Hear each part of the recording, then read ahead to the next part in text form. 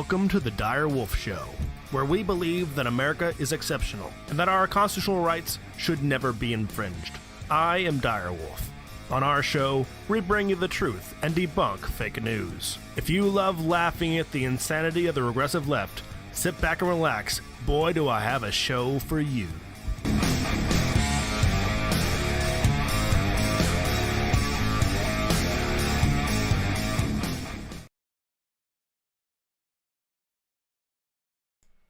All right, well, welcome back here, Wolf Pack, Fox Pack tonight. Welcome to a special edition. Actually, hold on a second. I am having issues with my headphones. Really great start to the show, I know. Alrighty, welcome to a special edition of Story Time with Fox taking over tonight. We have a lot of stuff going on this weekend and today, mostly stuff with the economy, not the best stuff. So I thought I would reread a chapter of The Creature from Jekyll Island. This is something I did about a year and a half ago, back when the inflation was really starting to kick off. I believe inflation was around 5.3%, way back in the before four. We'll talk a little bit about the book here in a second, but obviously there was some issues with the banks and the financial system on Friday and throughout this weekend. And we talked a little bit about that on the show on Sunday, yesterday. And right after the show, some other stuff happened where the government attempted to solve the problem that they themselves created. Of course, any problem that they create is, of course, the solution is to for them to take more power and to take more of your money and your value.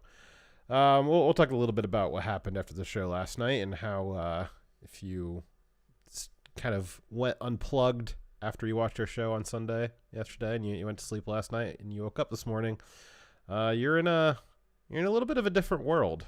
It might not feel like it, not yet, but based off what they did last night, you're definitely in a different world today than you were when you woke up yesterday. So, what we're going to do tonight is read a chapter from the book, The Creature from Jekyll Island. Some of you may have heard of that book on your own. Some of you may remember the book from the last time I read it. Some of you, this might be new. If you are a reader, I would, might be a little bit late to read it now, but it's never too late. It's definitely educational. It's the kind of thing that they should, but don't teach you in school, at least in public school.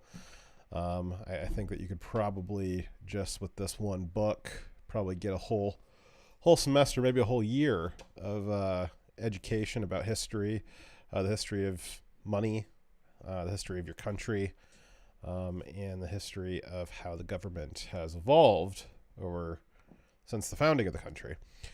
This book's a little thick. I would highly encourage you to read it or listen to it on Audible. That's where I first listened to it because I am not a good reader with my eyes, but I love reading with my ears, which is fine because for most of human history, we only had the stories that we told each other. We didn't write stuff down until recently. That's a recent invention. So I'm a classic human in that sense. But what this book is about, The Creature from Jekyll Island. What is the creature from Jekyll Island? It is not a fox. It's much more horrible than that. It's not even a terrible wolf like Dyer. The Creature from Jekyll Island is the Federal Reserve. And the book is about how the Federal Reserve came to be on a warm summer evening on Jekyll Island, a private island. On a warm summer's evening, I believe it was in 1910. It would come to fruition in, I think, 1913. I might be slightly off on that. And it takes us through kind of what is money. The book gives you a history from the first seashells that we exchanged with each other up through the tulip panic in Victorian England, which is one of my favorite stories. And it explains how the groundwork for the Federal Reserve was set up throughout history, throughout Victorian Europe, and into the colonization and eventual founding of the United States, and how through our Revolution and the Civil War and the Spanish War and World War One. Well, not quite World War One because this happened right before World War One. But how leading up to the creation of the Federal Reserve, how the groundwork for money and how power and influence with manipulating money, how that works, how it was discovered, and how it was leveraged against the common man. And it's a really good book, really educational. It talks about post the Federal Reserve being founded, and how over the last 100 years, the Federal Reserve and other centralized banks have, seized a lot of power in the world, created a new form of slavery with inflation, and have done as much as they can to wreck third world nations. And, some of it was of benefit to us. Obviously, we live in a very nice, comfortable, high-tech Western society. For now, anyways. So it takes you through some of the pros and some of the cons, explains some of the financial mechanisms. And for being a thick book, the amount of education that this book can provide to you in so few pages is impressive. But what we're going to read tonight is not this whole book. That would take, I think something like 29 hours was the size of the Audible file. Maybe listen to it on 1.25x. We are going to read just part of a single chapter of The Creature from Jekyll Island. After 24 chapters of taking you through the history of money and humanity and the nation and the founding of the Fed and the usage of the Fed and the leaving of the gold standard and the New Deal programs. The book ends with, what do we do? What do we do now? And it has its final few chapters dedicated to not historic or educational content, but a narrative of what the future might hold if the Federal Reserve is allowed to continue doing what it does in perpetuity. And the first chapter of that group, chapter 25, which we're going to read tonight, is the pessimistic scenario. There's also an optimistic scenario. But given what happened this weekend, I don't know if we're on track for the optimistic scenario. So I'm going to go ahead and start reading through this chapter. Feel free to, not going to be a lot of visual content for right now. So if you just want to sit back and listen to my dulcet tones, feel free to do that. After we read this chapter, we'll take a look at just a few current events. Obviously, we went through a lot of that yesterday on the show. We'll go through a few updates that happened last night after the show and some of the things that happened today. And we'll see how close Mr. Edward Griffin got to the mark on predicting the future. I'll remind you that he wrote this originally in, I think, 1991 or 2. This edition that I am reading is the 5th edition, which was published, let's see here, I think it was still published in the 90s. Let's see here. So this is the 5th edition. So this was published in 2010. His first edition was published in 1994. He published subsequent editions in 95, 98, 2002, and 2010. And the 2010 version is what I'm reading today. a lot of what he wrote in this predictive chapter, it did appear as it does now in the 94 edition, in the original edition. And for having been 30 years in the past from today, it's a little spooky. I know when we read this a year and a half ago, it was a little spooky how close to the mark some of this got. So now that it's been, we've had some time since I last read this, hopefully it's not any spookier as to how close to reality it is, but I suspect it might be. Alrighty, so we are reading chapter 25 of The Creature from Jekyll Island. A pessimistic scenario. This chapter remains exactly, as a note from the publisher here, this chapter remains exactly as first published in 1994. The original whimsical look into the future has become an incredibly accurate portrayal of many real events since then. A banking crisis and massive bailouts have already come to pass. The still unfolding scenario includes hyperinflation, collapse of the economy, a new global currency, domestic violence, UN peacekeeping forces in the US, and the arrival of high-tech feudalism. That was a note from the publisher. Again, this edition was published in 2010, so this would have been right after the 2008 financial crisis. But as the publisher notes, much of what is in this chapter appears as it did in 1994. Okay, so chapter starts out with a banking crisis. It's 4:05 in the morning. While New York City sleeps, the computers on the 4th floor of Citibank are aware that a full-blown crisis is underway. It started in London, 5 hours ahead of the East Coast. Within minutes, it had spread like an electronic virus to Tokyo and Hong Kong. That was an hour ago. Alarms are now sounding on computer terminals in all the trading centers of the world, and automatic dialing devices are summoning money managers to their boardrooms. The panic started from rumors that one of the largest U.S. banks was in trouble because of a simultaneous default on its loan to Mexico and the bankruptcy of its second largest corporate borrower. Yesterday afternoon, the bank's president held a press conference and denied that these were serious problems. To reinforce his optimism, he announced that on Friday, the bank will be paying a higher than usual quarterly dividend. The professional money managers were not convinced. They knew that writing off these loans would wipe out the bank's entire net worth. By 5 a.m., the money center banks are facing heavy withdrawals from overseas depositors. By the time the sun peaks between New York skyscrapers, Americans are also taking their money. These are not small transactions. They involve other banks, insurance companies, and investment funds. The average withdrawal is over $3 million. The reservoir is draining fast. It's now 7:45 a.m.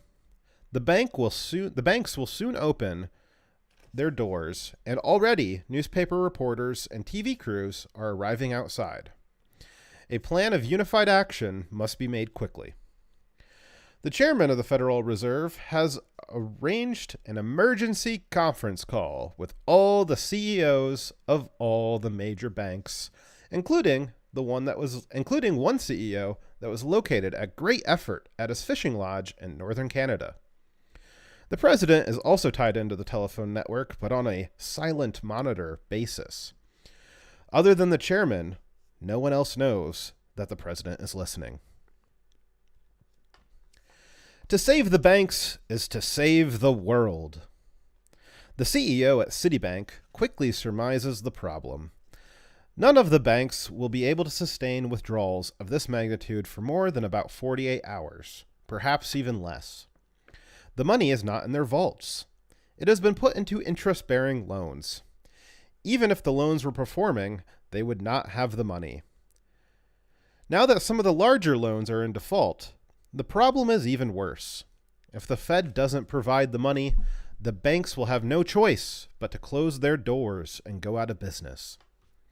That would cause a collapse of the economy, and untold suffering would follow.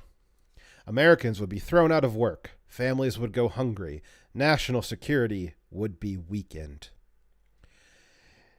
And it would undoubtedly spread to the entire world.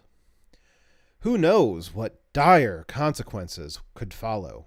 Chaos, famine, and riots here at home, revolutions abroad, the return of a militaristic regime in Russia, atomic war perhaps. The chairman of the Federal Reserve cuts the monologue short. He is well aware that the banks must not be allowed to fail. That, after all, was one of the reasons the Federal Reserve was created. He wants to get on with the details of how to do it. Yes, the FDIC is already broke, but don't worry about that. Congress will authorize a loan or some other mechanism for the Fed to create whatever amount of new money the FDIC might need. If Congress moves too slowly, the Fed has other techniques, other means to accomplish the same result. In the meantime, unlimited funding will be available at the Fed's discount window by 8 a.m. Eastern Standard Time. The printing presses are already running at full capacity to provide the currency. Fleets of airplanes and armored cars are all standing by to deliver it. Furthermore, don't give up on those defaulted loans. Congress will probably bail out bankrupt American corporations. And the president has said he will ask for additional funding from the IMF and the World Bank. That money will be created by the Fed and carry the stipulation that it must be used by Mexico and other defaulting countries to resume their interest payments on their loans. The bankers are told to open their doors to the public and act calm. The press already knows that something is going on, but not the seriousness of it. So tell them only what they already know. Nothing more. If people want to withdraw their money, give it to them. If lines should develop, call the police to maintain order, but continue paying out their money. Offer to stay open late after closing hours, if necessary, to accommodate everyone. Above all, have the tellers take their time. Check and double check every transaction. Move through the lines slowly. The armored trucks will arrive at the busiest hours so that the guards can carry in sacks of paper money past the customers for their visual confirmation that there is indeed enough money for everyone. A bank officer then should tell the crowd that a fresh delivery of money has just been made from the Federal Reserve Bank system, and that there is plenty more where that came from. Once people become convinced that the bank is able to pay, most of them will tire of the waiting in the lines and go home. Panic has been averted. It's now 6 p.m. on the following day. The plan was a success. Lines of anxious depositors had formed yesterday morning, mostly in the larger cities, and resumed again this morning. But there has been enough money for everyone. The news media treated the story lightly, making sure to include sound bites from various experts that banks can no longer fail, thanks to the FDIC and the Federal Reserve System. More than half the video time is devoted to armored trucks and guards carrying sacks of money. The banks were closed on schedule today, and there were no more lines. While everything appears calm to the passengers on deck, the fire still rages out of control in the boiler room. Over $1 billion has already fled, mostly overseas, and the hemorrhaging continues. The Fed is pumping in fresh money to replace it. 2 of the banks have instructed their computer technicians to activate an automatic 2-hour delay on all incoming transactions. There is even secret talk of deliberately disabling the entire digital network and blaming the breakdown on an overload. But the idea is abandoned. There are too many people in the system. Surely someone would notice, and someone would leak the truth of the sabotage to the press. The danger of a run on the banks by private depositors used to be the nightmare of the Federal Reserve. Now it is nothing compared to the electronic run that is taking place involving institutional depositors around the world. These are professionals who are not impressed by videos of armed guards carrying bags of currency. These professionals want their money now, and they are getting it. Although they are receiving it in the form of electronic ones and zeros, they are immediately exchanging that for something more dependable, such as stocks, other currencies, and even bullion. This is the Federal Reserve's finest hour.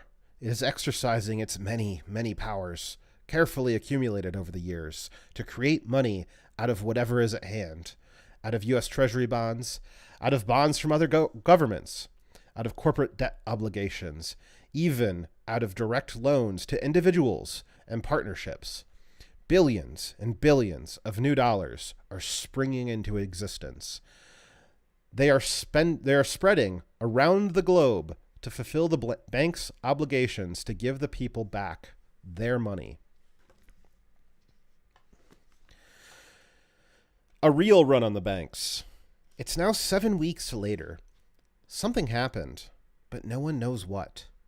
Like a spark igniting a twig, spreading to a branch, and then engulfing the entire forest, the public has panicked. Responding to a primitive herd instinct, they are descending on the banks and the thrifts. They want their money. They want their savings. Perhaps it was the newly released statistics showing higher unemployment, or the continued rise in bankruptcies, or the congressional vote to increase the national debt again, or the jump in the Social Security taxes, or the loss of another 140,000 jobs to Mexico, or the riots in Chicago and Detroit for more food stamps, and the government housing. Or maybe it was the presence of the UN peacekeeping troops to augment the National Guard. Or maybe it was the rumor that the Bank of America was technically insolvent, or that the UN World Court ruled that the number of American automobiles had to be cut by 30% before December 31st. Or perhaps it was a skeptical tone in the voice of the CBS News anchor as he quoted the latest prediction of renewed prosperity. Whatever it was, something happened, and people have begun to notice. Whatever it was, there are now long lines of sober-faced depositors outside every bank. There is not enough cash in the vaults to meet their demand. Most money is checkbook money, which means it consists merely of magnetic impulses in computers. Only about 5% of the U.S. monetary supply is in the form of coins or paper currency, and most of that physical currency is already outside the banks. It's in cash registers, wallets, and mattresses. The amount inside the banks is only about 0.5% of the total physical money supply.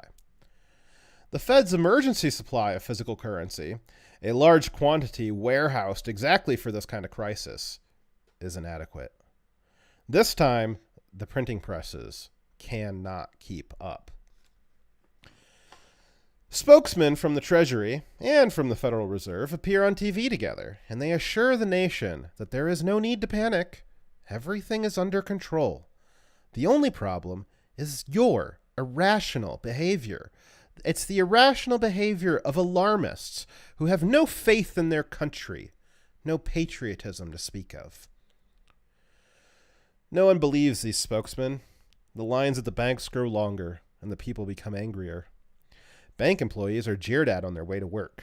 Bomb threats are made. Sporadic violence breaks out, and bank windows are smashed.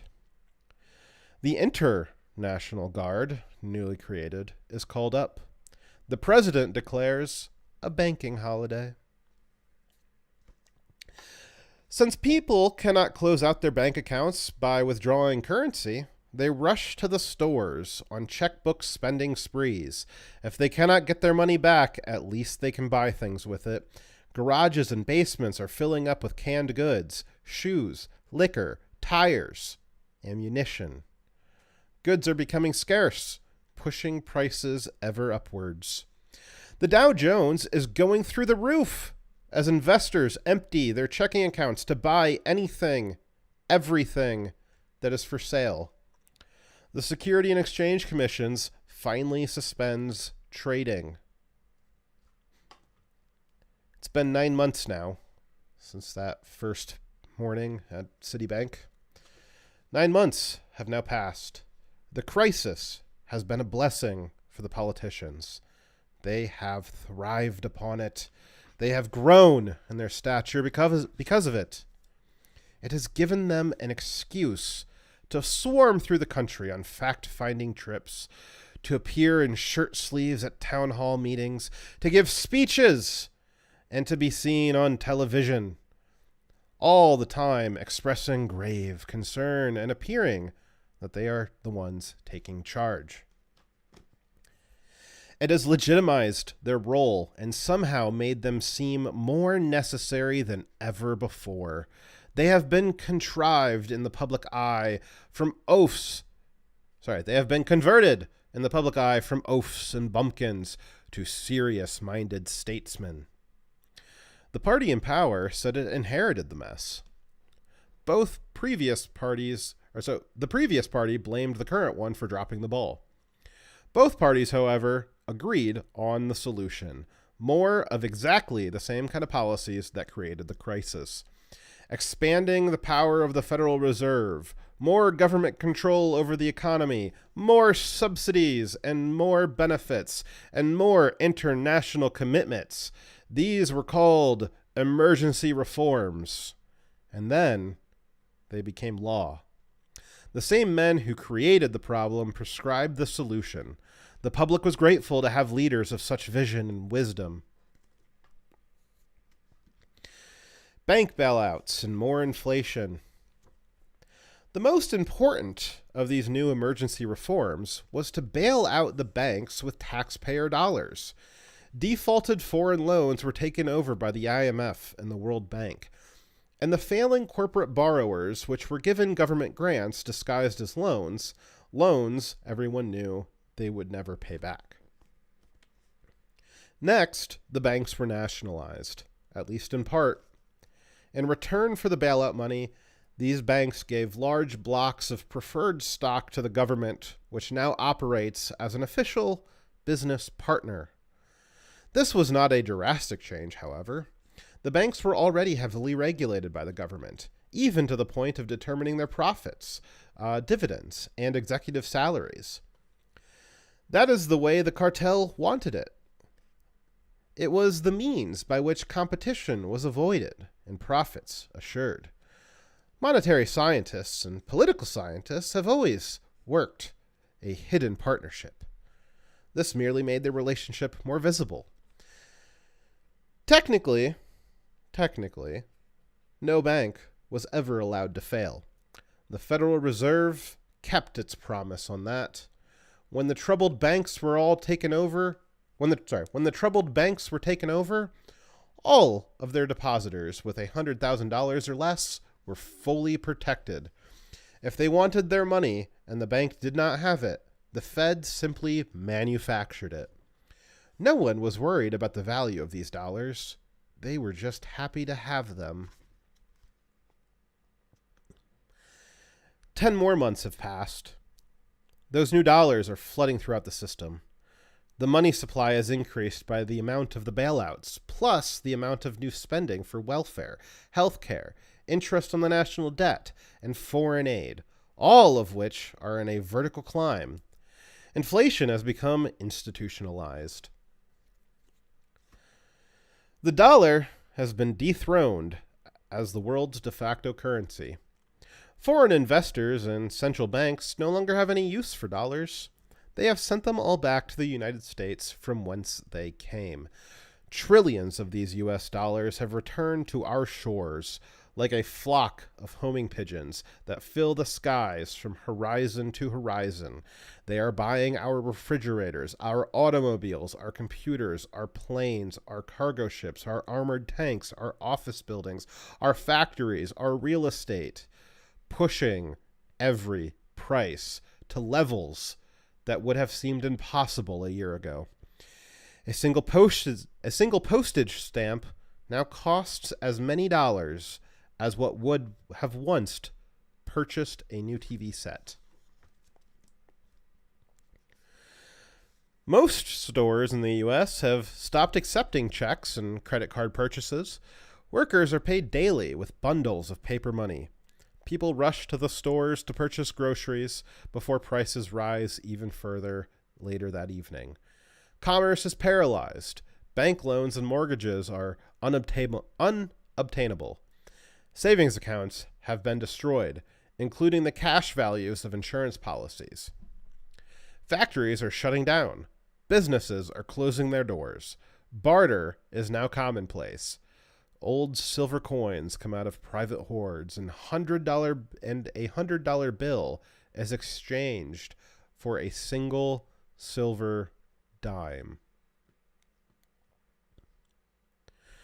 Following the crash of 1929, the supply of paper money was limited because it was backed by silver, where the amount of silver itself was limited.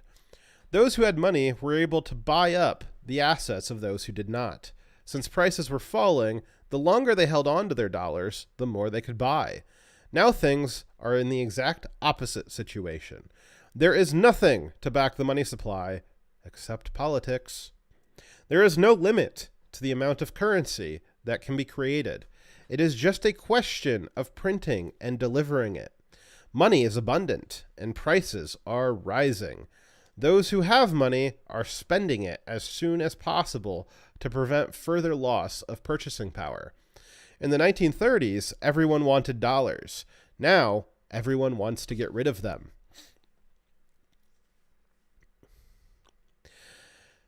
One of the many new laws that was passed during this turbulent time was the Emergency Banking Regulations. The Emergency Banking Regulation number 1 originally issued... Emergency Banking Resolution number 1, originally issued in 1961, empowered the Secretary of the Treasury, without consent of Congress, to seize anyone's bank account, anyone's savings account, or any safe deposit box they deemed necessary. It also gave the Secretary of the Treasury the power to fix rents, to fix prices, to fix salaries and hourly wages, and to impose rationing. This was to be done, quote, in the event of an attack on the United States of America. That phrase has now been changed to alter, quote, in the event of a national emergency. The Federal Emergency Mandate Agency, FEMA, has been expanded to administer the directives of the Treasury. FEMA has the power to detain and forcibly relocate any citizen, quote, in the event of a national emergency. The new money. It's been 3 more months, and the president has declared a state of national emergency.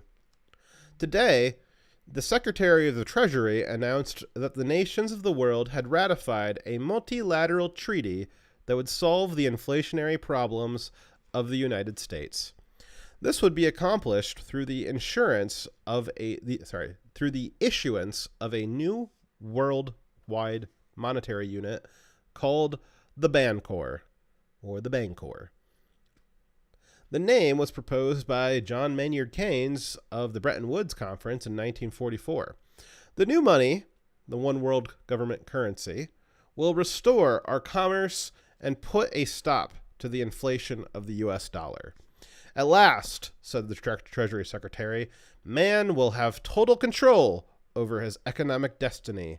Money will now become his servant instead of his master. The United States, he said, has agreed to accept the Bancor as legal tender for all debts, public and private. The old money will still be honored, but will be phased out over a 3-month period. After that date, Federal Reserve notes will no longer be valid.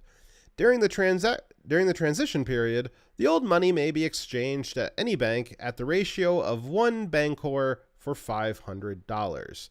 All existing contracts expressed in dollars, including home mortgages, are now converted to Bancors at the same ratio.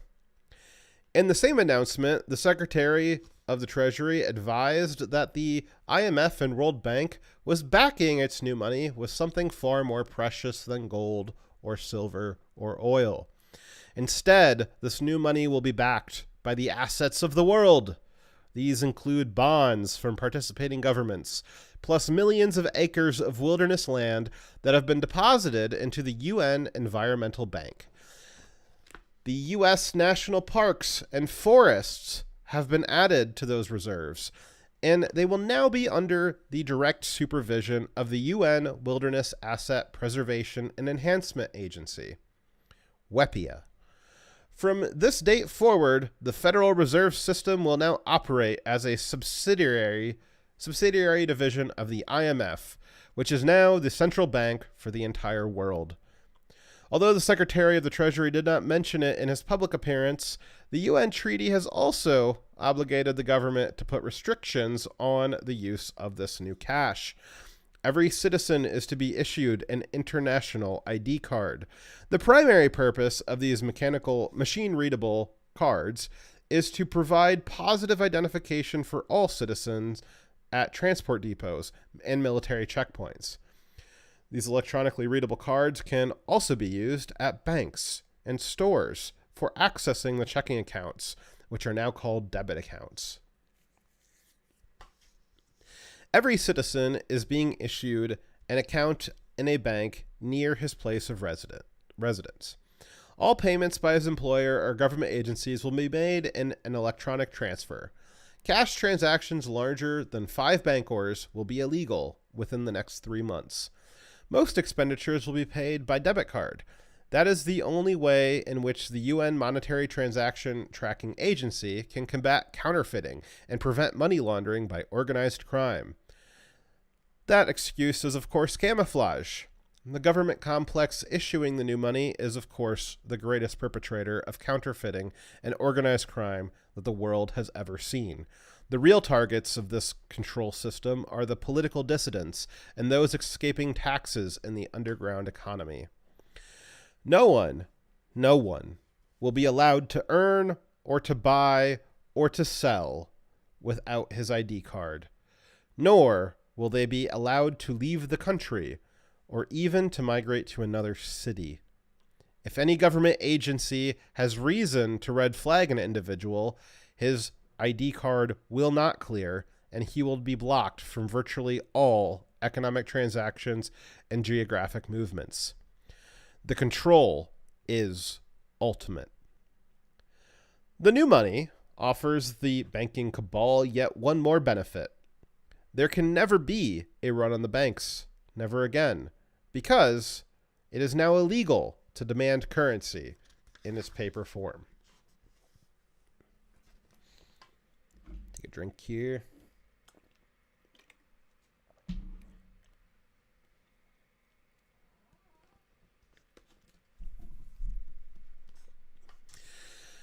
All right. The rise of revolutionary movements. So it's been about a couple of years since the start of this narrative. Obviously, there's been some developments in the way the government took over and what was done with the money to try to solve the issue. And now this part, several years after the original crisis. The rise of a revolutionary movement. Hyperinflation is fertile ground for the seeds of revolution. Economic despair has led the masses to grasp at the promises of Lenin in Russia, to grasp at the promises of Hitler in Germany, and Mussolini in Italy, and Mao in China. It has now been 3 years since that fateful run on the banks on a early New York morning, and the inflation has not abated. Even with the introduction of the new Bancor, inflation has not stopped.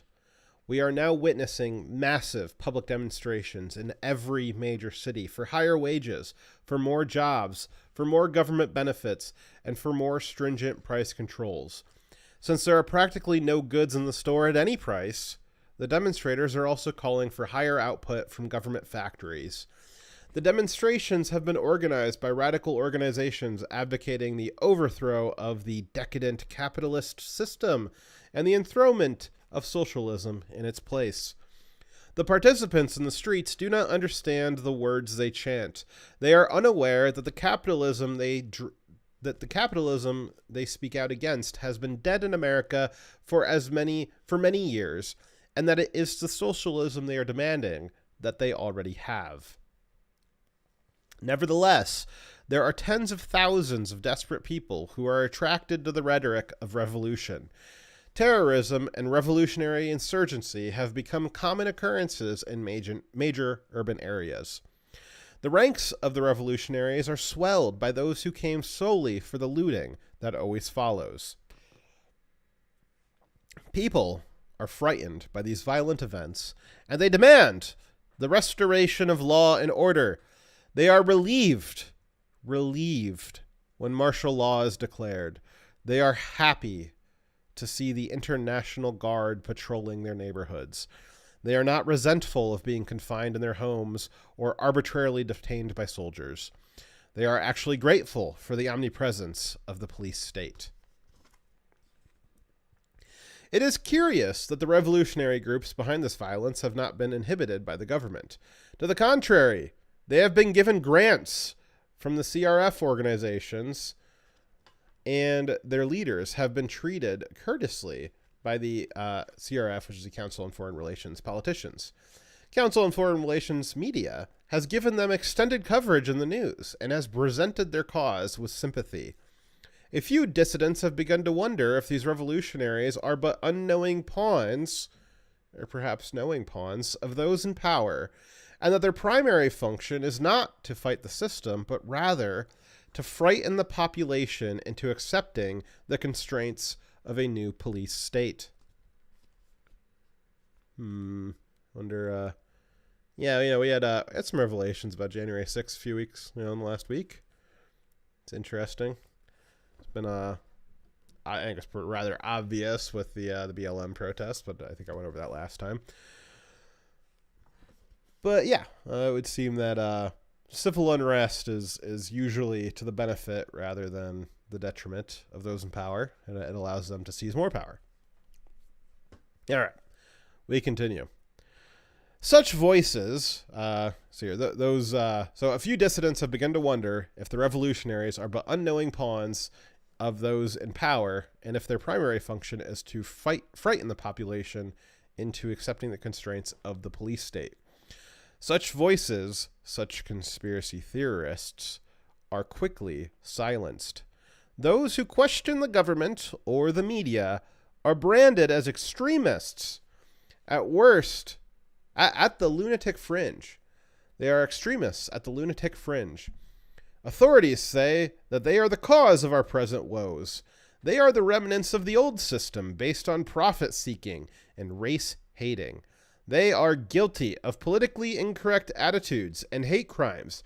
They are sentenced to attitude correction centers for psychological treatment and rehabilitation. Those who do not immediately recant their evil ways are never seen again. Homes are now nationalized. One of the first industries to feel the raw power of the Emergency Measures Act was the home industry. During the early stages of inflation, people were applying their increasingly worthless dollars to pay down their mortgages. That was devastating to the lenders that held those mortgages. They were being paid back in dollars that were worth only a fraction of the dollars that they had lent out years ago. The banking crisis had caused the disappearance of savings and investment capital, so they were unable to issue new loans to replace the old ones. Besides, people were too afraid to sell their homes under such chaotic times anyways, and if they did, very few were willing to buy with interest rates at the current levels. Old loans were being paid off, and new loans were not replacing them. The savings and loans, which in the 1980s had been in trouble because home prices were falling, were now going to be broke because prices were rising. Congress applied the expected political fix by bailing them out and taking them over. But that did not stop the losses. It merely transferred them to the taxpayer. To put an end to the losses, Congress passed the Housing Fairness and Reform Act.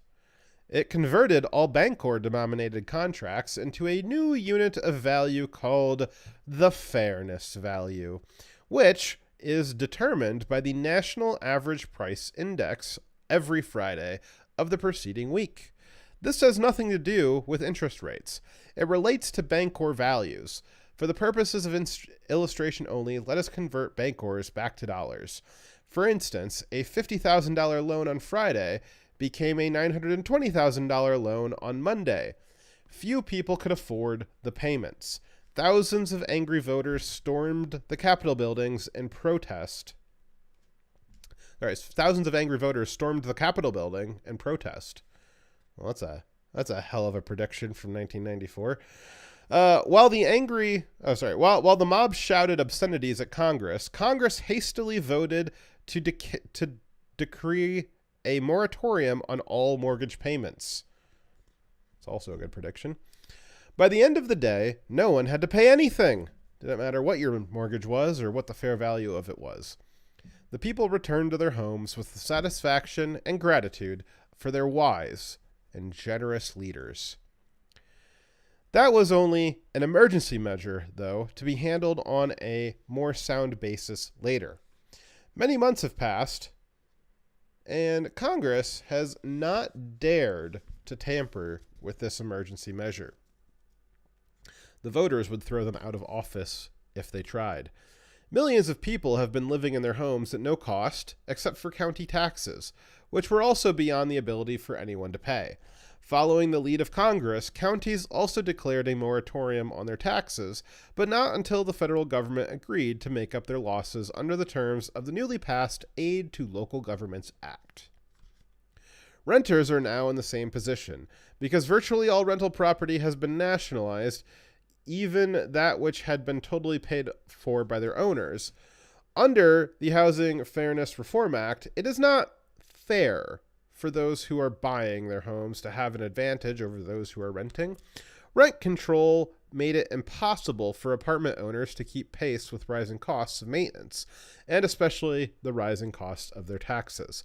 Virtually all rental units have been seized by county governments for back taxes, and since the counties themselves are now dependent on the federal government for most of their revenue, the real estate has been transferred to the federal agencies in return for federal aid.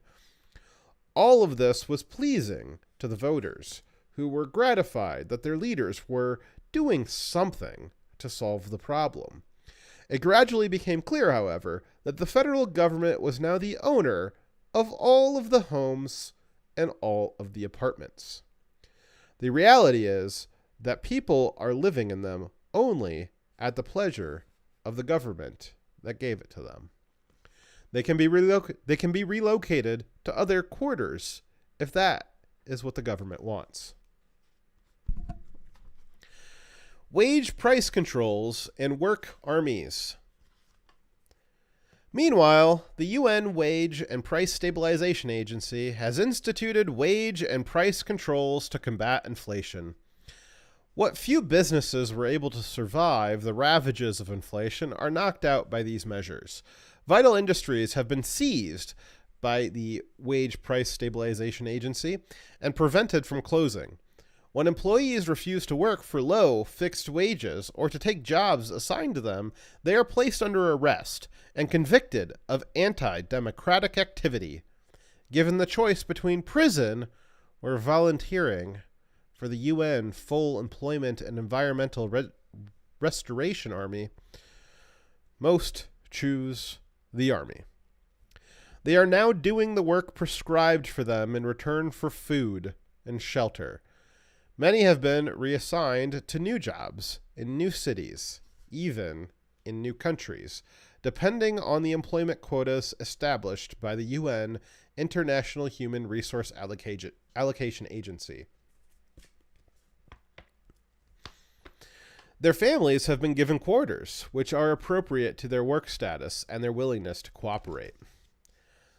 Automobiles are now used only by the ruling elite who hold government positions of authority. To the extent possible, workers have been relocated to barracks, which were constructed within walking distance of major industries. Others use rapid transit systems, which have been greatly expanded by the let's see here. What's this acronym? By the FEERA, another lettered agency. For middle management and the more skilled workers who are allowed to live in the suburbs, there are people's van pools, which shuttle them to and from their assigned working areas. Last week, Maurice Strong, who is now the director of the UN's International Human Resource Allocation Agency, toured the 15 regional subdivisions that have been carved out of the North American continent, including the former United States and Canada, and expressed gratification that America, at last, has ceased to be an aggressor against the world.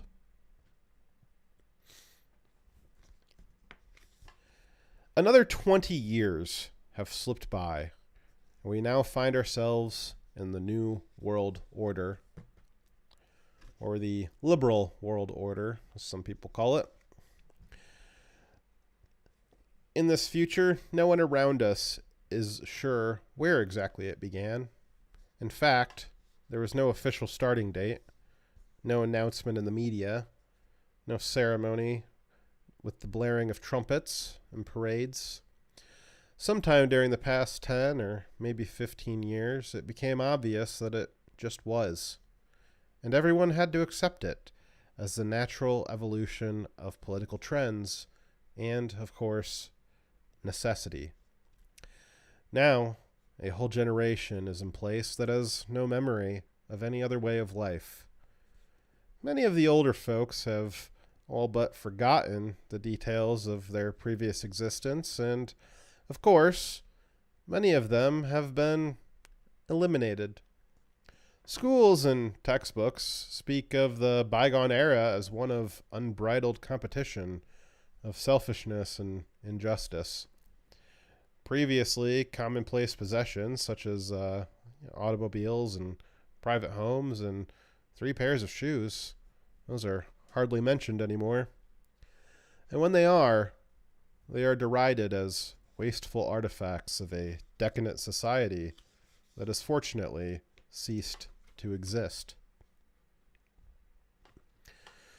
No taxes, no inflation, no depressions. The public is no longer concerned about high taxes. For the most part, there are none. Everyone works for the government, directly or indirectly. Everyone is paid by electronic transfer to a government-regulated bank, which controls all of the spending accounts. Even those large corporations, which have been allowed to maintain the appearance of private ownership, are merely just junior partners of the government.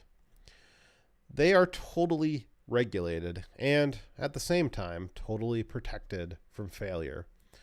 The amount each citizen receives for his labor is determined by his technical usefulness and his political rank.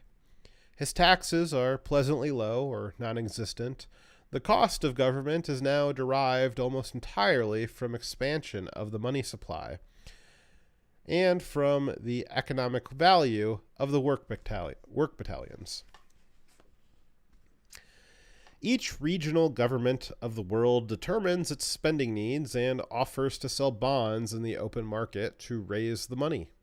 The IMF and World Bank, acting as the UN's central bank, is the primary buyer. Of course, who else would there be?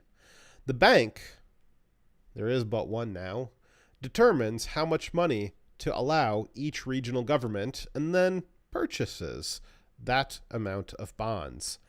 It accomplishes that by making electronic transfers of credits to one of the many corresponding banks within the region receiving the money.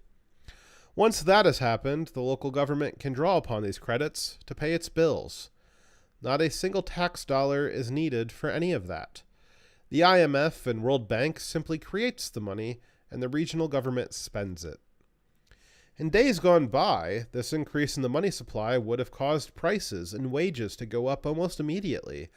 Not anymore, however. Prices and wages are controlled.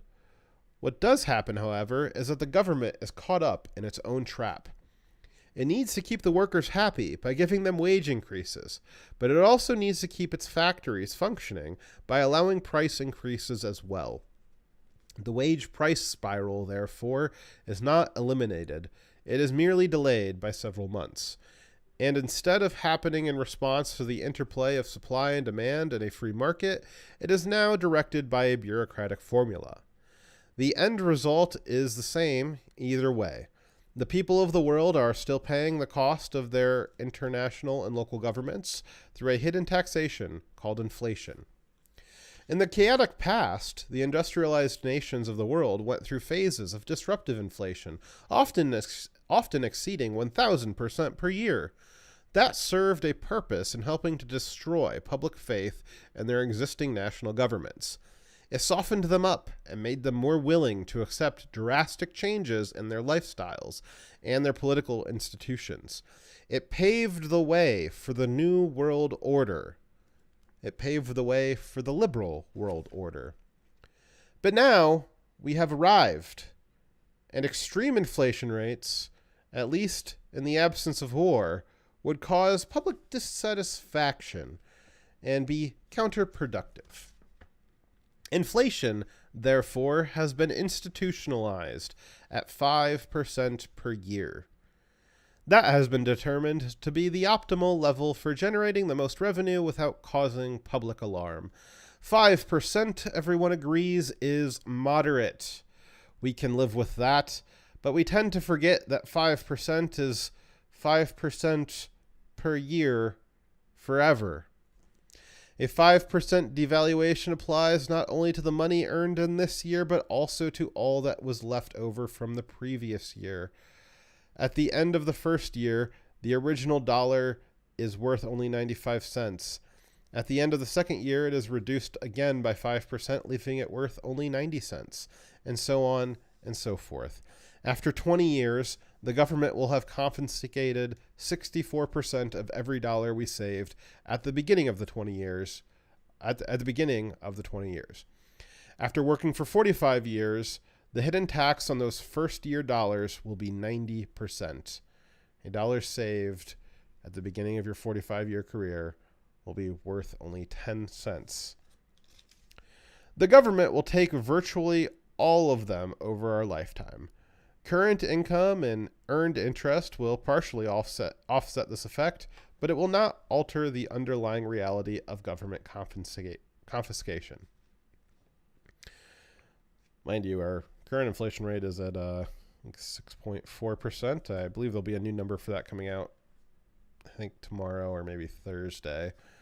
I'm guessing it to still be at 6% at least, which is interesting. The last time we read this chapter, inflation was at 5.4%, and this chapter is talking about the horrors, the theoretical imagined horrors from 1994, the nightmare of 5% inflation.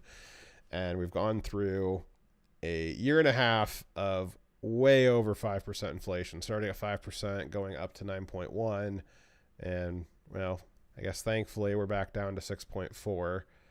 You know, imagine that, being thankful for only 6.4% inflation. And this book is supposed to be this is the pessimistic future it's talking about here, and 5% is the pessimistic model, and we're way past that. The effect of modest 5% inflation. It's been 50 years. For the past 50 years, all the published charts illustrating the decline of the dollar and such date to the president show the following type of curve. You guys can't see it, but it's a curve that starts off at the top left, and it decreases all the way to the right, showing the value of your dollar over time dropping exponentially. Let's see here. These, of course, are averages. A few people in the middle class of the bureaucracy have managed to place some of their dollars into tangible assets or income-producing securities. What few remain? That would be, like Nancy Pelosi buying, stocks and bonds, making tons of money off of the market, even though you've lost a bunch of money off the market the last couple of years. That'd be like the execs at Silicon Valley Bank selling all of their stock options 2 weeks before that bank evaporated. The rich and powerful will always find a way to stay rich and powerful. Probably why they were like that in the first place. Let's see here. So where there are, a few people in the middle class of the bureaucracy have managed to place some of their dollars into tangible assets or income-producing securities. What few remain, where they are somewhat protected from the effects of the inflation. For the vast majority of humanity, however, inflation hedges constitute but a tiny fraction of what they have earned over a lifetime. And so we find that in the New World Order, in the New Liberal World Order, inflation has become institutionalized at a modest level of 5%. Once every 5 or 6 generations, as prices climb higher and higher, a new monetary unit can be issued to replace the old in order to eliminate some of the zeros. But no one will ever live long enough to experience more than one devaluation. Each generation is unconcerned about the loss of the previous one. Young people came into the process without realizing that it is circular instead of linear. They cannot comprehend the total because they were not alive at the beginning, and they will not be alive at the end. In fact, there need not ever be an end. This process of continually printing and devaluing the currency can go on forever and ever. By this mechanism, and with the output of the work battalions, government can operate entirely without taxes. The lifetime output of every human being is at the government's disposal. Workers are allowed a color television, state-subsidized alcohol, and recreational drugs. They have violent sports to amuse them, but they have no other options. They cannot escape their class. Society is divided into rulers and the ruled, with the administrative bureaucracy in between. Privilege is now largely a right given to you at birth. The worker class and even most of the administrators serve masters whom they do not know by name. But serve they do. Their new lords are the monetary and political scientists who created and now control the New World Order. All of mankind is now in a condition of high-tech feudalism. High-tech feudalism. Inflation is not the only aspect of economic chaos that is now under control. Booms and busts in the business cycle are also a thing of the past. Like direct taxes, there are no business cycles anymore. Now that the government has firm control over every economic checkpoint, business cycles are simply not allowed. There is no more speculation in the market because no one has the funds with which to speculate. There are no expansions of inventories or capital goods in order to maximize future profits because inventories are now determined by formula. And besides, profits are also determined by formula.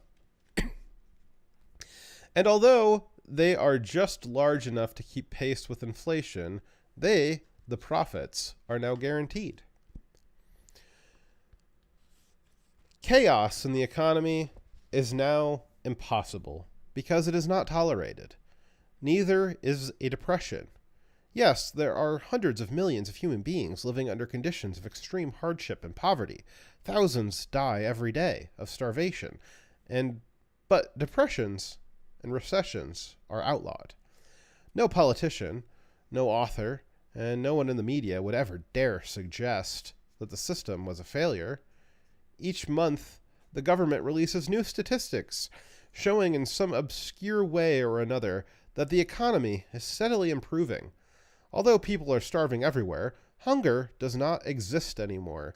Although work battalions are crammed into flimsy barracks and tents, and although older homes and apartment buildings are falling down for lack of maintenance, forcing more and more families to share their tiny, unheated dwellings, nevertheless, housing shortages have been officially eliminated.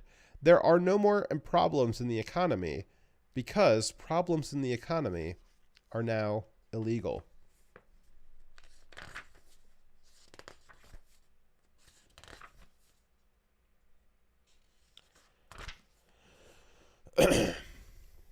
Just a second here.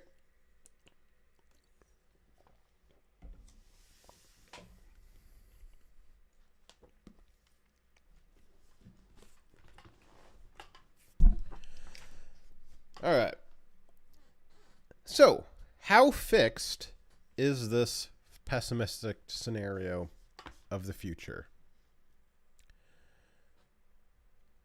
The first thing that strikes us is that we cannot be certain the future will unfold exactly as we have predicted it. There are too many variables.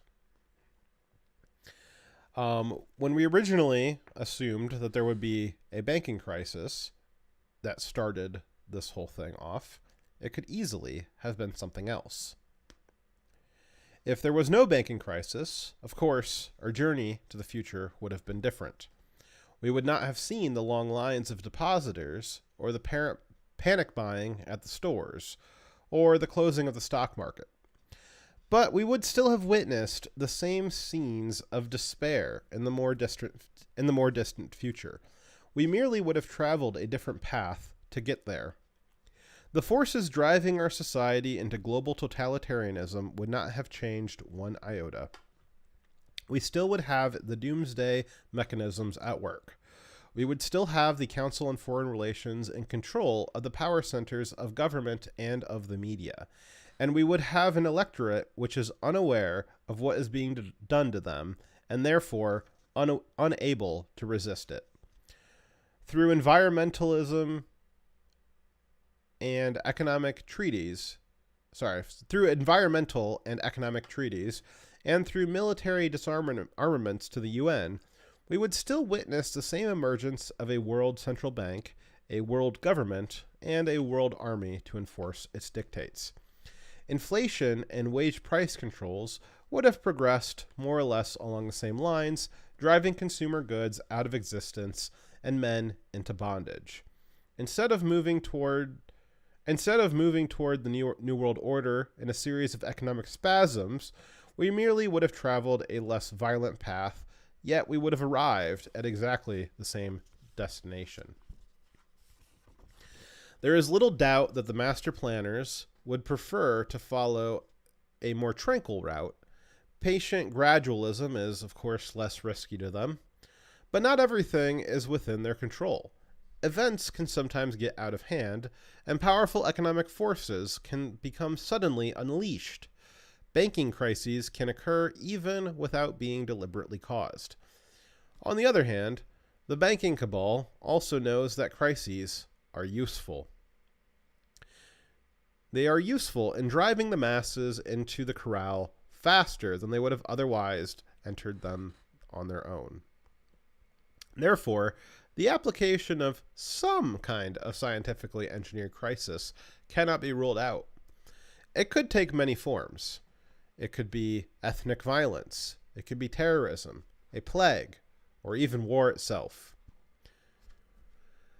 When we read this last time, 18 months ago, I pointed out that it was at this line. It was very interesting that back in 1994, Mr. Griffin predicted that some kind of engineered crisis would have driven us into the tender loving arms of a liberal world order, and he said that it could be any one of the following: ethnic violence, terrorism, plague, or even war itself. Do we have ethnic violence? So we got that covered. terrorism. I'd say the perpetrators of ethnic violence got that one covered. Plague. We can scratch that one. That one obviously didn't happen. That was a bad prediction. And war itself. How hard is Biden trying to get us into World War III here? It's interesting that he predicted that likely one of these would be used to try to push us into a new form of feudalism, and it would appear that we are currently experiencing all four. Wonderful. Okay, but none of that makes any difference. It doesn't matter which one of those or all of them. It will not alter the direction of travel that we take through time. It especially won't alter it if they all happen at the same time. Like a flowing river, our course to the future may be diverted this way or that by natural barriers, or even by man-made channels, dikes, and dams. Yeah, watch out for those dikes. But it will eventually reach the sea, where we will drown. Our concluding reflection, therefore, is therefore relatively unimportant whether there will be a banking crisis or a plague or some other cataclysmic event. These are all secondary assumptions which are meaningless. Our only real hope for averting the future of our new feudalism is to change the present assumptions. We must reverse the present trends. So, in summary of this chapter, a pessimistic scenario of future events includes a banking crisis followed by a government bailout and the eventual nationalization of all banks. The final cost is staggering and is paid with money created by the Federal Reserve Bank. It is passed on to the public in the form of inflation. Further inflation is caused by the continual expansion of welfare programs, social medicine, entitlement programs, and interest on the national debt. The dollar is finally abandoned as the de facto currency of the world. Trillions of dollars are sent back to the United States as foreign investors convert them as quickly as they can into tangible assets before they lose value. The only thing stopping that right now is that a lot of other major currencies are also collapsing in value. So I guess thank God for that for the time being. The foreign investors sending their dollars back to the U.S. causes even greater inflation than before. So massive that the inflationary pressure that the industry and commerce come to a halt. Barter becomes the means of exchange, and America takes her place among the depressed nations of South America, Africa, and Asia, mired together in their economic equality. Politicians seize upon the opportunity and offer bold reforms. The reforms are more of exactly what created the problem in the first place. Expanded governmental power, new regulatory agencies, more restrictions on freedom, but this time, the programs begin to take on an international flavor. The American dollar is replaced by a new UN money unit, the Bancor, and the Federal Reserve System becomes a branch of the World Bank. Electronic transfers gradually replace physical cash and checking accounts. This permits the UN agencies to monitor the financial activities of every single person in the world. Machine-readable ID cards are used for that purpose. If an individual is red flagged by any government agency, their card does not clear, and he is cut off from all economic transactions and travel. It is the ultimate form of control. Increasing violence in the streets from revolutionary movements and ethnic clashes provide an excuse for martial law. The public is happy to see the UN soldiers checking their ID cards. The police state arrives in the name of public safety. Eventually, all private dwellings are taken over by the government as a result of bailing out the home mortgage industry. Rental properties are also taken, as former landlords are unable to pay their property taxes. People are allowed to live in these dwellings at reasonable costs, but no cost at all. It gradually becomes clear, however, that the government is now the owner of all homes and apartments. People are living in them only at the pleasure of the government, and they can be reassigned at any time. Wages and prices are controlled, dissidents are placed into work armies, and there are no more autos except for the ruling elite. Public transportation is provided for the masses, and those with limited skills live in government housing within walking distance of their assigned jobs. Men have been reduced to the level of serfs who are subservient to their masters. Their condition of life can only be described as high-tech feudalism. There is no certainty that the future will unfold exactly in this manner, because there are too many variables. For example, if we would have assumed that there will not be a banking crisis, then the journey may have been different. We would not have seen long lines of depositors or panic buying at the stores or the closing of the stock market, but we would still have witnessed the same scenes of despair in the more distant future. We merely would have traveled a different path of events to get there. That is because the forces driving our society towards global totalitarianism would have not changed during that time. We still would have the doomsday mechanisms at work. We still would have one world order advocates in control of the government and the media. We would have an electorate which is unaware of what is being done to them and therefore unable to resist. Through environmental and economic treaties and through military disarmaments to the UN, we would witness the same emergence of a world central bank, a world government, and of a world army to enforce its dictates. Inflation and wage price controls would have progressed in more or less the same way, driving consumer goods out of existence and men into bondage.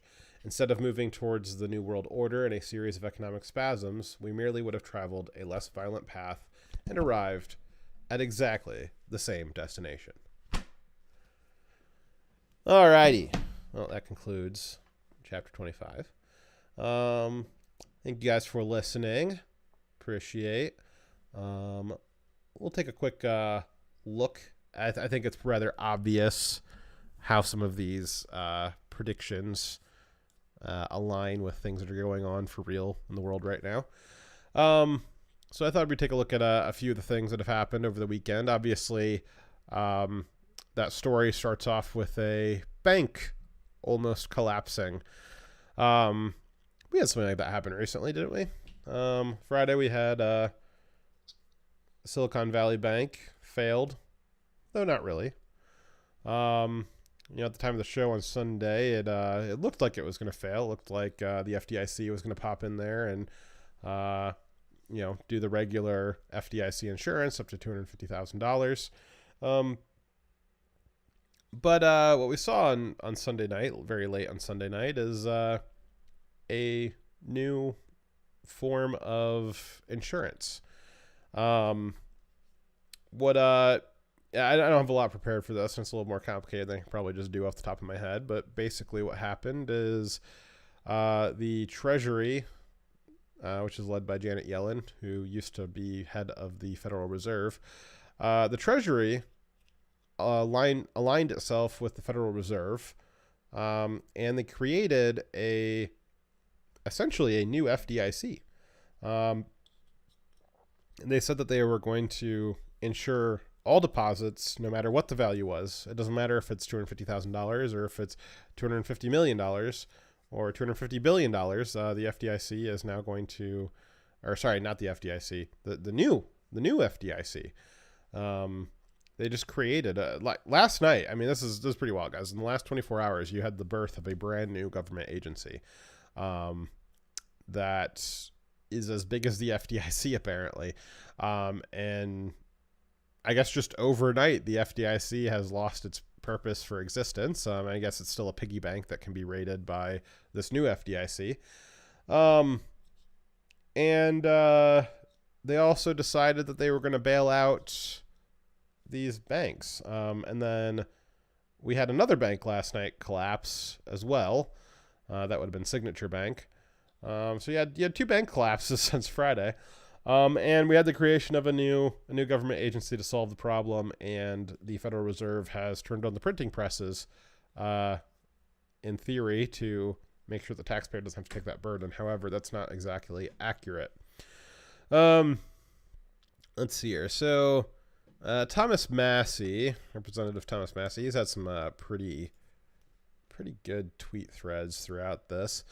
We'll go through them in kind of the order that he released them, but these are pretty interesting just to read through here. So Thomas Massey tweeted out yesterday afternoon, let's review the Federal Reserve Bank's many roles and how each of them enabled Silicon Valley Bank to fail. First, the Federal Reserve Bank was Santa Claus. By keeping interest rates artificially low, the Fed stimulated the economy and nudged those with capital into the venture capitalist space, creating demand for a venture capital bank like Silicon Valley Bank. 2. The Fed's the arsonist. The Fed created $5 trillion out of thin air so that Congress could inject this money into the economy. There weren't $5 trillion to borrow during COVID, and certainly not at the low rates imposed by the Fed. Inflation was off to the races thanks to this dilution. 3. The Fed was a firefighter after they were the arsonist. After setting the blaze, the Fed came in to the rescue to fight inflation by rapidly raising interest rates. As a result, net venture capitalist startups deposits into Silicon Valley Bank slowed because the interest rates were higher. And while assets held by Silicon Valley Bank, long-term low-interest government bonds became less valuable. We went over this yesterday about banks love treasury bonds. Treasury bonds lose value when interest rates go up, and the Fed's been cranking interest rates. 4, the Fed was a trauma doctor. While the Federal Reserve played its role in bailing out Silicon Valley Bank depositors, will the Fed play a role in bailing out Silicon Valley depositors and other banks? Thomas Massey wrote this before the bailout was announced, and yes, the answer is yes. Will they do this by possibly lowering the rates, by holding at above value, or by creating money for the bailouts? They chose creating money for the bailouts. None of these are free, but the Fed becomes Santa Claus once again, and inflation rages on. Thomas Massey concludes this thread with, we, the American people, would be better off if the Federal Reserve Bank, an instrument of the very wealthy and connected, did not exist to socialize the risks of insiders while distorting our economy, destroying our jobs, and devaluing our currency. Let's see here. So Thomas Massey last night says he is at 8:24 p.m. Eastern. Just got off a Zoom call meeting with the Fed and the Treasury and the FDIC and the House and the Senate. A Democrat senator essentially asked whether or not there was a program in place to censor information on social media that could lead to a run on the banks. There is no problem that the solution is not censorship when you're a leftist.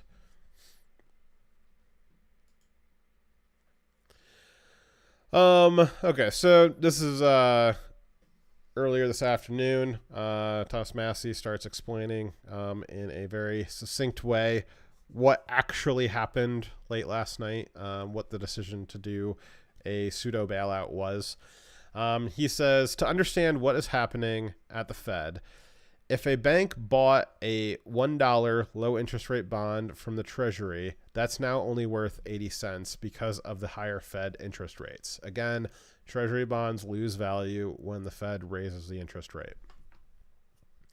The Federal Reserve will now loan that bank money and accept the 20 cents of value that has disappeared as collateral.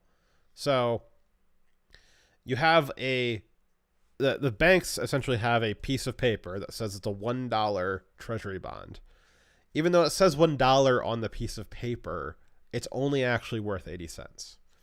And so what the Fed has done, and the bank needs that whole dollar, that it needs the 80 cents and it needs the extra 20 cents because it needs to pay out at people who want their money back, right? So the Fed, to solve that issue, has just given them 20 cents to backfill the value of their bond that was lost, the value of their bond that was lost because the Fed raised the interest rates. The Fed's now paying them the money that they lost and then accepting in return nothing. They're accepting the gap. They're accepting an absence of value in exchange for value. I'm sure that's going to work out well.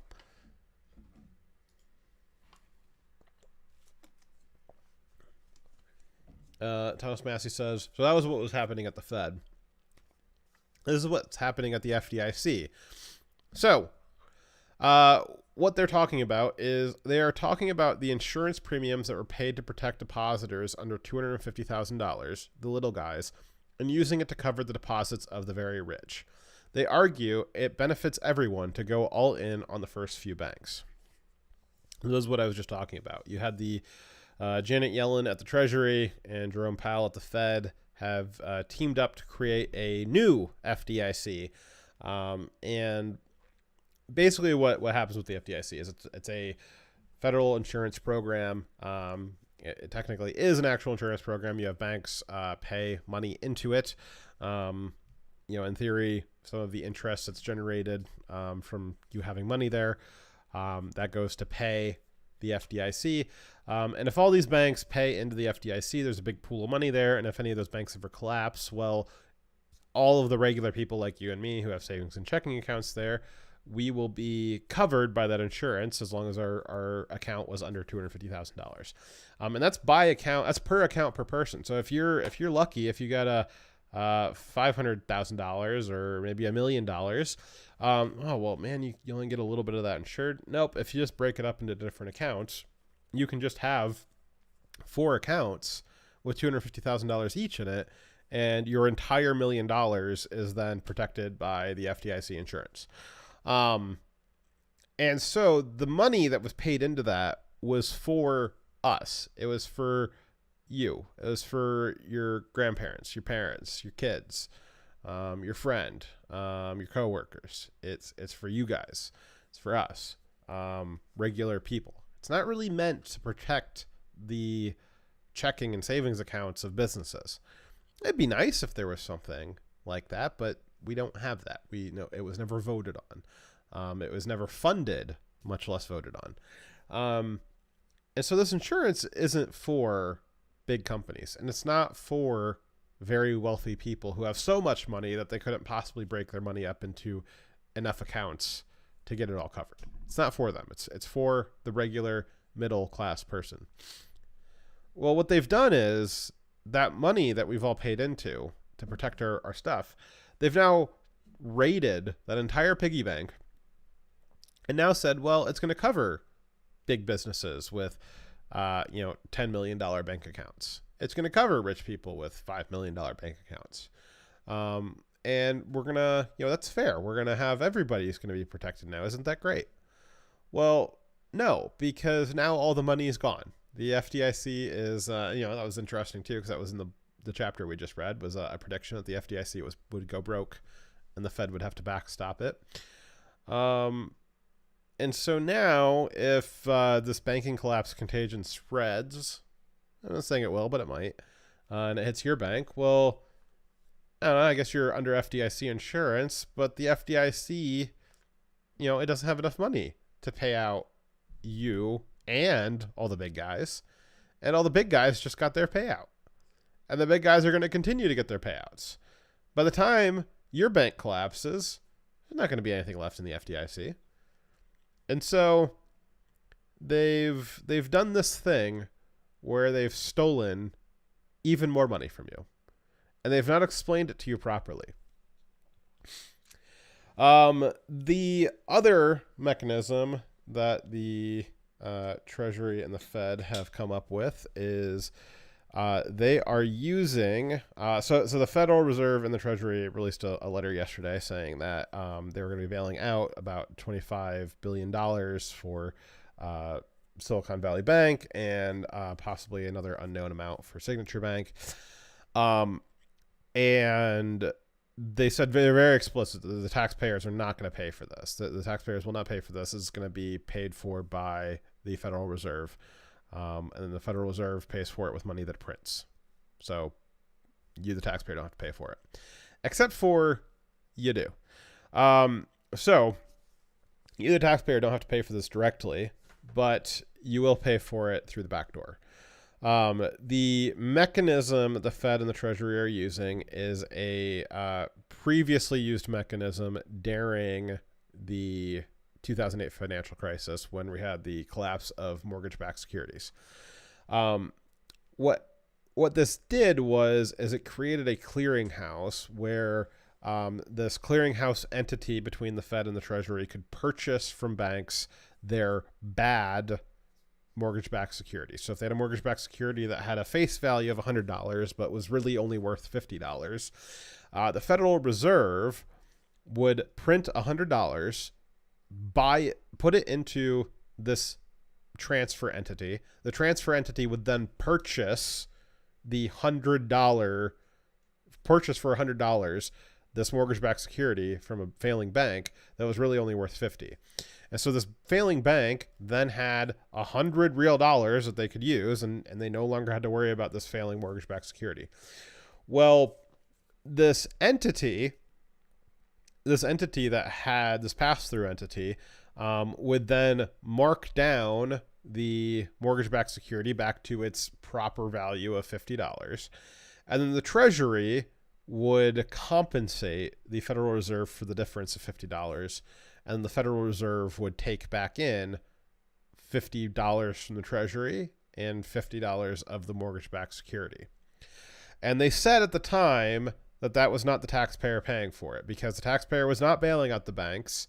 It was the Federal Reserve bailing out the banks. And then the taxpayer was backfilling the Federal Reserve on the amount of money that they lost by bailing out the banks. But it's not the taxpayer paying for it. And so they're doing the same thing again.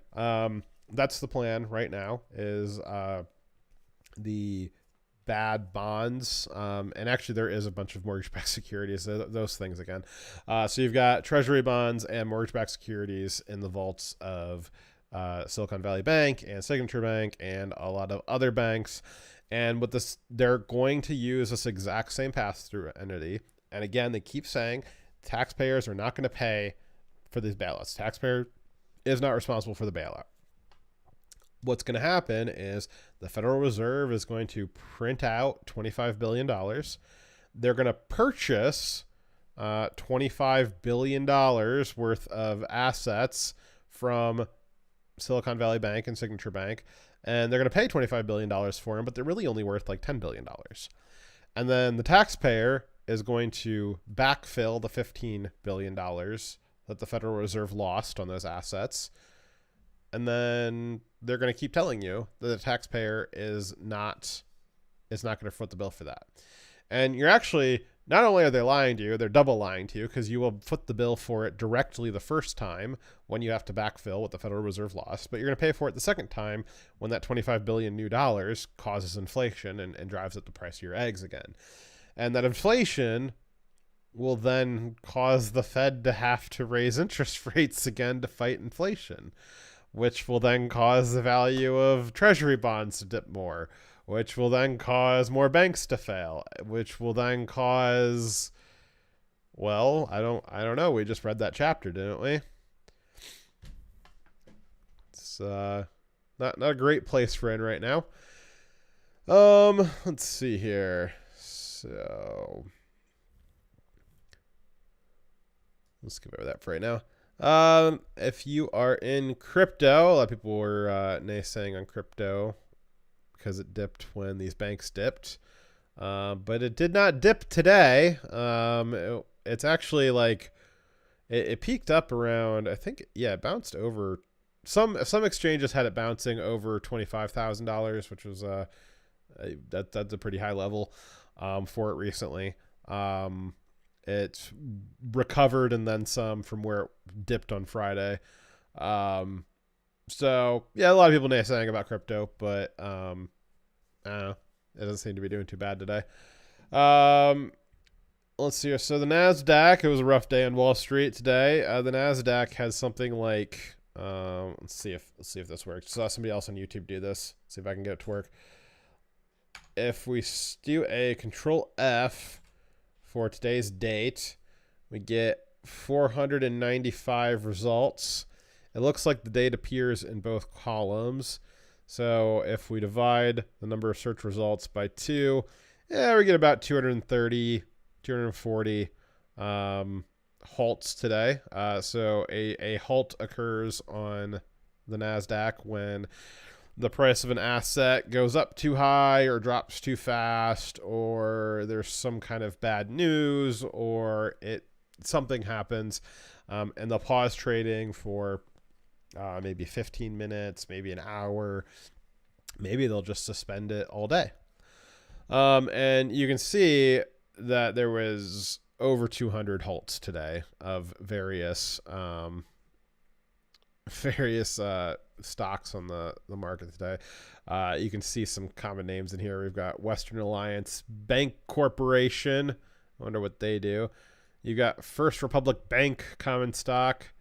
First Republic again. Western Alliance again. PacWest Bank Corp. Western Alliance again. Noble Rock Acquisition Group. They're probably a mergers and acquisitions company or a venture capital company. Yeah, a lot of the same banks on here over and over again because they would halt the trading, let stuff calm down, unhalt the trading, and then stuff would go crazy again. Let's see here. Yeah, so not a great day on the markets. You had another bank, which is this First Republic Bank. They were very close to failing today. They may well have even failed since we started the stream here. But yeah, it's not looking super hot right now. Just want to take a quick look at this graph here.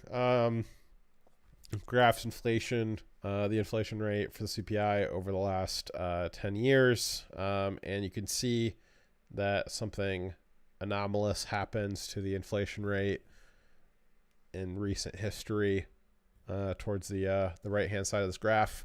There's a little arrow notating that Biden takes office at a certain point, and then the inflation rate just goes up and to the right forever. And what did we just talk about? This crisis was precipitated by Treasury bonds dropping value. They lost too much value too quickly, and they lose too much value too quickly because the Fed raised interest rates too high too quickly. And the Fed had to raise interest rates too high too quickly because inflation went up too high too quickly. And the Federal Reserve is certainly responsible for the inflation rate. However, Joe Biden can stop that car anytime he wants. He desperately wanted to go that direction. So I probably just babble about this for a while here. Can read this article real quick. From the Daily Wire, we've got Silicon Valley Bank was criticized for a hyper-focus on woke DEI initiatives and LGBT activism. It would seem that Silicon Valley Bank was a very woke bank. They invested in woke companies. We explained this yesterday. And I gave a little speech yesterday about it. I think it's going to be hard to explain to your average American middle-class labor worker, the trucker, the farmer, the welder, the oil rig worker. It's going to be hard to explain to them why a bunch of woke companies focused on environmentalism with, values that want to destroy the culture of middle America, want to trans their kids, want their kids to hate them, want to build the technologies that would allow for a CCP style social credit system to be implemented here in America. It's going to be really hard to explain to those salt of the earth, sweat of their brow, working class men and women why their taxpayer dollars should go to bail out this bank. It's really, really hard to explain that. And as we can see from the last 24 hours, there was not even an attempt to explain it to them. It was just simply done. And we're finding out that this bank is exactly what I thought it was. And you can see this from this headline. So Daily Wire says, failed Silicon Valley Bank, SVB, has been hit with accusations that it was hyper-focused on so-called diversity, equity, and inclusion initiatives and generally managed poorly. SVB, a top 20 bank, was where it relied upon as the go-to for many tech startups, collapsed over the course of some 40 hours last week, culminating in the California Department of Financial Protection and Innovation closing it on Friday and naming the Federal Deposit Insurance Corporation as the receiver in an effort to protect its clients. One thing I also want to mention from the chapter that we read, part of the narrative was that as every crisis occurred, a new lettered agency was created to solve it. And it's interesting that we saw that last night as a new agency sprang into existence to create a bigger and better FDIC that does everybody, but still uses FDIC and Treasury funds. It's almost like that's predictable. Let's hear. So, quote, "This bank, they're so concerned with DEI and politics and all kinds of stuff. I think it really diverted them from focusing on their core mission," Florida Republican Governor Ron DeSantis told Fox News on Sunday. SVB reportedly failed to have someone in charge of risk assessment for some 8 months until January of this year. While the person in charge of risk assessment in the UK allegedly prioritized pro-diversity initiatives while neglecting her actual role, according to Daily Mail reports. The bank has pages on its website dedicated to showing off its DEI initiatives and workforce diversity. Ooh.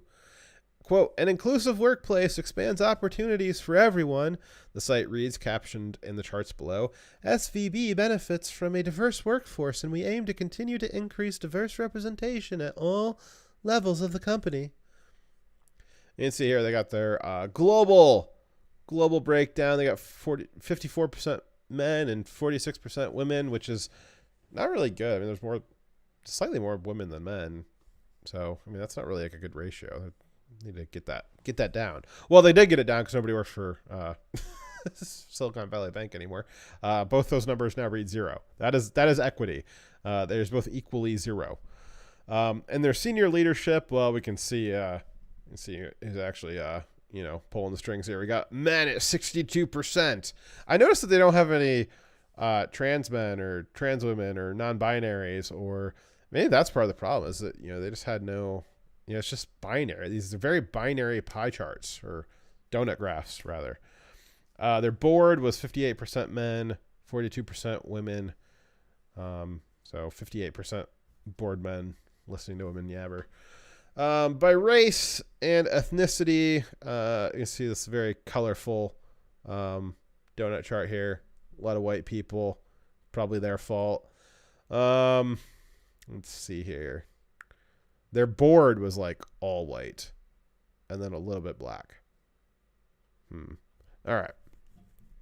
So, Jay Urshap, Chief Risk Officer for Silicon Valley Bank in Europe, Africa, and the Middle East, describes herself as a, quote, "queer person of color from a working class background." Bullshit. And organized LGBTQ initiatives, including a month-long Pride campaign, the Daily Mail report outlined. Urshap also implemented a so-called safe space catch-ups for her staffers and boasted of serving unrepresented entrepreneurs. Yeah, so did the mortgage-backed securities. Those also served unrepresented mortgage holders. And, well, I guess the same thing happened here. SVB announced on Wednesday it was being forced to sell a large amount of securities, which would be the treasury bonds, at a loss, which raised concerns among venture capital firms and startups about the safety of its assets. Depositors rushed to withdraw their money, sparking a run on the bank. Some have blamed the bank's collapse on the Federal Reserve's interest rate hikes, like yours truly. The Wall Street Journal noted that the rate hikes had caused the value of existing bonds with lower payouts to fall in value, translating to giant unrealized losses for some banks. Others say the rising interest rates are no excuse and that the bank had plenty of time to prepare. That's also true. So the bank, while it is obviously like the direct thing that happened is that they had treasury bills in their vault, the Fed Reserve increased interest rates, and those treasury bonds in their vault lost value. That's undeniably true. It's also undeniably true that they should have hedged against that. They should have seen that coming and done something about it. When we had 9.1% inflation in June last summer. They had 7 months to try to re-lever their assets. At that time, I think they had enough time. I think 7 months was enough time to re-lever themselves. As a percentage of their assets, they only lost about 10 to 15% of their book value, but losing 10 to 15% of your book value was enough to drive them completely under. But over the course of 7 months, even when you're talking about $25 billion, I think that they had plenty of time to attempt reorganizing their holdings to try to hedge against what should have been obvious was coming. President Joe Biden and other Democrats have blamed former President Donald Trump for signing a bipartisan bill that lifted some banking regulations.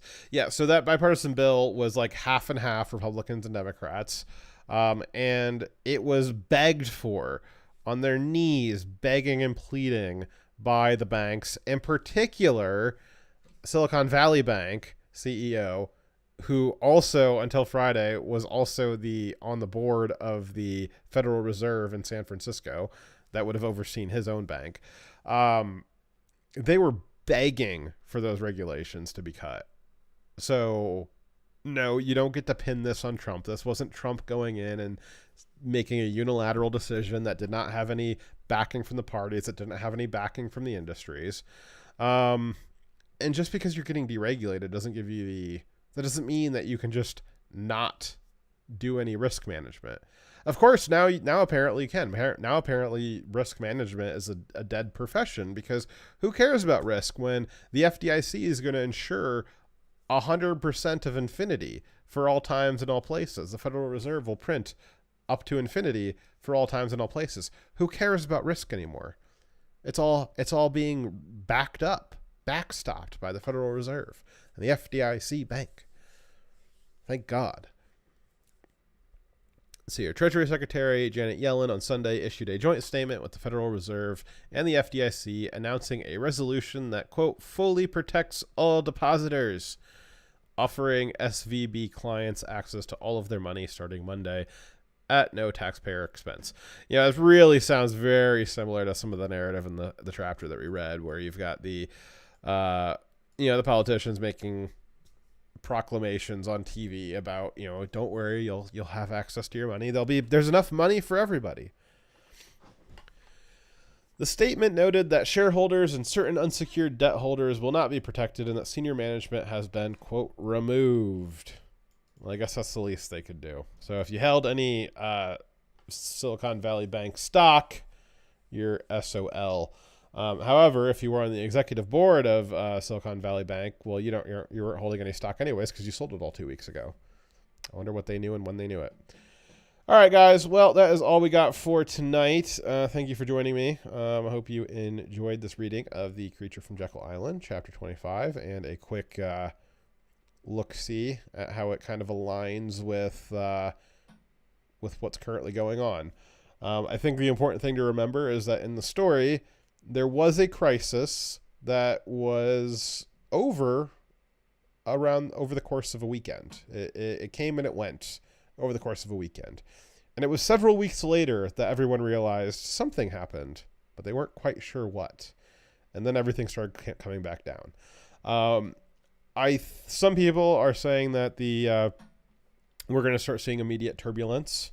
Some people are going to say that we came up to the brink, but because of the heroic actions of the Fed and Biden and all this stuff, it's we've restabilized the system. There's nothing to worry about. There's plenty of money for everybody.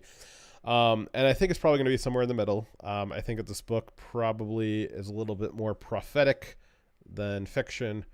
And I wouldn't be surprised if throughout the rest of the week, the rest of the month, the rest of next month, quiet. Stuff stabilizes. It looks like it's going to be okay. And then it won't be.